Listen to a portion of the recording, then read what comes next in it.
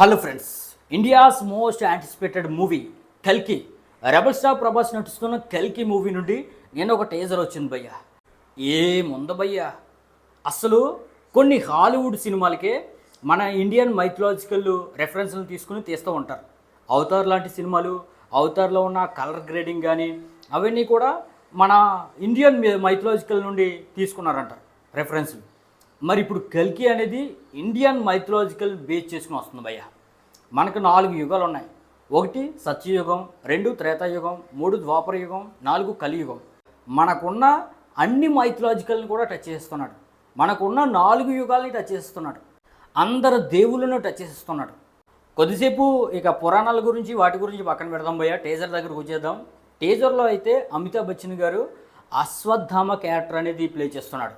మరి అశ్వత్థామ ఎవరంటే ద్రోణాచార్య కుమారుడు, ద్వాపర యుగం నాటివాడు, మరణం లేనివాడు, అంటే ఇమ్మోర్టల్ అనమాట. మరి మన దేశంలో ఇప్పటి వరకు 7 ఇమ్మోర్టల్స్ ఉన్నారు భయ్య.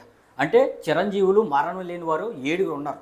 వాళ్ళు ఎవరంటే 1 అశ్వత్థామ, 2 మహాబలి, 3 వేదవ్యాసుడు, 4 హనుమంతుడు, 5 విభూషణుడు, 6 కృపాచార్యుడు, 7 పరశురాముడు.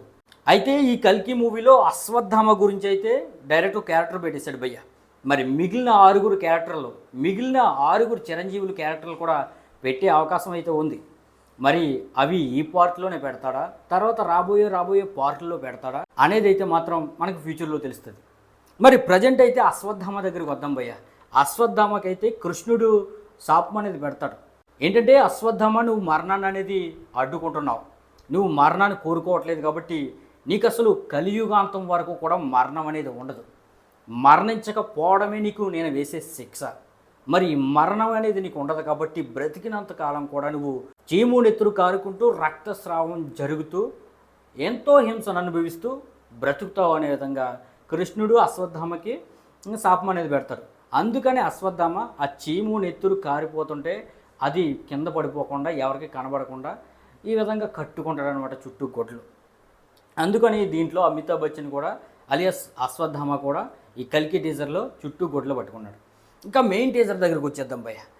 మెయిన్ టీజర్ దగ్గరకు వచ్చేస్తే టీజర్ మాత్రం ఆ కలర్ గ్రేడింగ్ కానీ, ఆ మ్యూజిక్ కానీ, ఆ విజువల్స్ కానీ ఇవన్నీ టాప్ నాచ్ అనమాట. మరొక పిల్లవాడో తెలీదు, అమ్మాయో తెలీదు భయ్య. మనం అయితే పిల్లవాడు అనుకుందాం. నాకైతే ఇక్కడ ఒక డౌట్ భయ్య. ఆ పిల్లవాడికి మాత్రం చాలా పవర్ అనేది ఉంది భయ్య. మామూలు పవర్ కాదు, చాలా పవర్. అది ఫ్యూచరిస్టిక్లో ఉండటం వల్ల వచ్చిన పవరా, లేదంటే ఇతనికి ఈ పిల్లోడికి సెపరేట్ పవర్ ఉందా అనేది తెలియాలి. ఎందుకంటే ఈ చిరంజీవులు ఉన్నారు, బ్రతికే ఉన్నారు, మన చుట్టూనే ఎక్కడ ఉంటారో తెలియదు. కానీ వీళ్ళు ఎవరికి కనబడరు భయ్య. సాధారణ హ్యూమన్స్కి, సాధారణ మనుషులకైతే ఈ చిరంజీవులు 7 కనబడరు. కానీ ఈ పిల్లోడికి కనబడుతున్నారంటే మరి ఈ పిల్లోడు ఏంటి, ఎంత అద్భుతమైన వ్యక్తి, ఎటువంటి శక్తులు ఉన్నాయి. అలాగే ఈ పిల్లోడికి అనేక రకాల భాషలు కూడా వస్తున్నాయి. అశ్వత్థామతోనే మాట్లాడతాడు. అశ్వత్థామ, నీకు ఏ భాష వచ్చు, నేను ఏ భాషలో మాట్లాడితే నీకు అర్థమవుతుంది, నువ్వు నా జనరేషన్ కాదు కదా అనే విధంగా ఈ పిల్లోడు అనేక భాషలు మాట్లాడుతున్నాడు భయ్య. ఫస్ట్ అసలు ఈ అశ్వత్థామ ఈ పిల్లోడికి ఎలా కనబడుతున్నాడు? అసలు నార్మల్ హ్యూమన్స్కి కనబడరు కదా.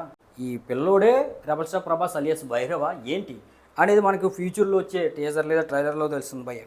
ఇక ఆ విషయం పక్కన పెడితే మన అశ్వత్థామ శివుడికైతే పూజలు చేస్తూ కూర్చుంటున్నాడు శివలింగానికి.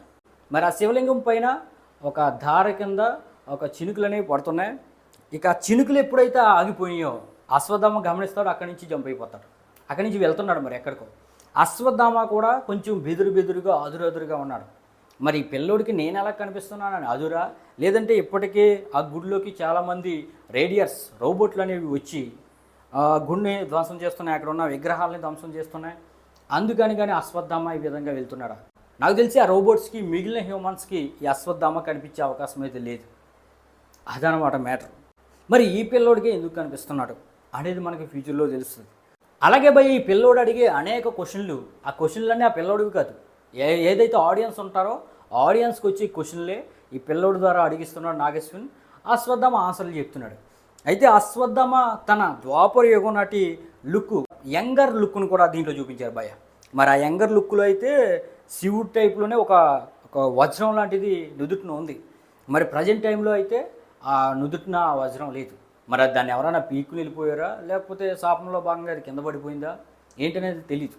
మరి ఆ వజ్రం ప్లేస్లో అనేక పుళ్ళు ఆ యొక్క దెబ్బలు అనేవి అశ్వత్థామకు ఉన్నాయి. అదనమాట మ్యాటర్. అంటే కల్కి రావడానికి టైం అయితే వచ్చేసింది భయ్య ఈ సినిమా ప్రకారం. ఆ కల్కి వచ్చిన తర్వాత ఆ కల్కి ఎలా ఉండబోతున్నాడు, అసలు కల్కి పాత్రలో ఎవరు చేస్తున్నారు, అసలు కల్కియే రెబల్ స్టార్ ప్రభాసా, లేకపోతే భైరవ్ వేరు కల్కి వేరా ఏంటి, ఈ అశ్వత్థామ భైరవ్కి ఏ విధంగా హెల్ప్ చేస్తాడు, అసలు కమల్ హాసన్ విలన్ ఏ విధంగా కనిపించబోతున్నాడు, ఇక మిగిలిన రాణా కానీ నేషనల్ స్టార్ నాని అంటున్నారు, విజయ్ దేవరకొండ అంటున్నారు, ఎన్టీఆర్ ఉన్నాడు అంటున్నారు, వీళ్ళందరి క్యారెక్టర్లు ఏంటి, దీపికా పదుకొనే క్యారెక్టర్ ఏంటి, ఇవన్నీ కూడా భయ్య మనం మూవీలో చూడాలి.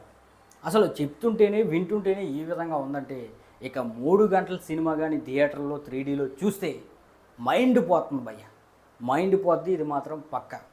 ఇక నాగస్విన్ ఇండియన్ సినిమా చరిత్ర కాదు, వాళ్ళ సినిమా చరిత్రలోనే కల్కితో ఒక కొత్త అధ్యాయం అయితే సృష్టించబోతున్నాడు. ఇది రెబల్ స్టార్ ప్రభాస్ పేరు మీదుగా జరుగుతుంది. చూద్దాం భయ్య. మరి ఈ టీజర్ మీకు ఎలా అనిపించింది కింద కామెంట్ చేయండి. అలాగే మీ థాట్స్ని కూడా కింద కామెంట్ చేయడం మర్చిపోద్దు భయ్య. Thank you.